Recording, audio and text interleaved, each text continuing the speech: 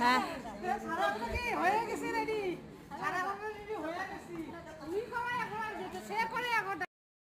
সবাই মিলে মিলে যাচ্ছে এখন। কোথায় আছো আজকে?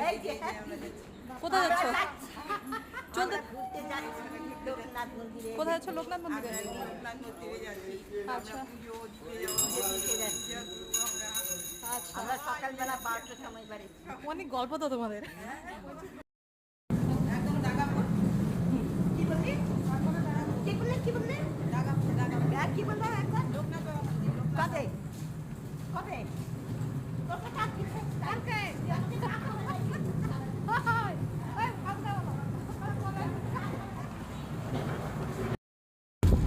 তাহলে তুমি কি কোথায় যাচ্ছ? আমি যাচ্ছি হচ্ছে আজকে এসেতে তোমার দাগাপুরে লোকনাথ বাবার পুজো দিতে। ও আচ্ছা, তো গাড়ি সবাইকে নিয়ে যাচ্ছি। গাড়ি পেলা? হ্যাঁ পেলাম, গাড়ি পেলাম, সবাই আনন্দ পেলাম। এখন আরো মন্দিরে যাবো, আরো আনন্দ হবে। আর তো এই যে মা পুজো দিবে বলে ঘর দিয়ে ভেবে এসেছিলো এই যে মিষ্টি ফল যা যা নিবে ঠাকুরের পুজোর জন্য। তো ওনারা নিয়েছে এই যে মাসি, আমার মার বান্ধবী, এই যে আমার মাসি, তারপরে মার বান্ধবী, তারপরে ওরা সবাই এই যাচ্ছে একের পর। গরম তো ভীষণ ছিল, তাই এই যে মা এখন অঞ্জলি দিচ্ছে। এই যে কাকিমা যে দিদাটা দেখা যাচ্ছে, কি জান চীনা, মা তো কোথায় না কোথায় চীনা পাওয়া যায়। এই গল্প চলতেছে, অঞ্জলি দেওয়ার আগে গল্প চলতেছে, চীনা চীনা পাইলো।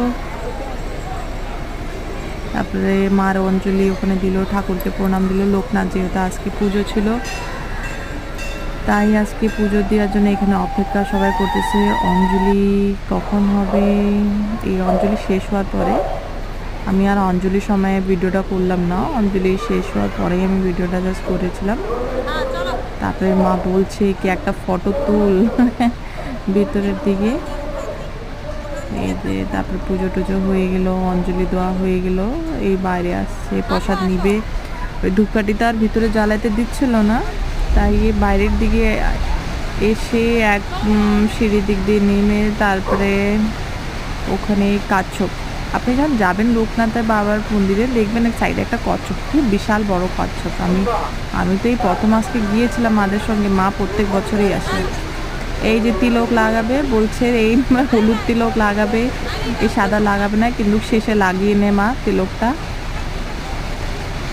আর এই দাদুটা যা তিলকের ব্যাপারে বলে আমি আপনাকে শেয়ার করব।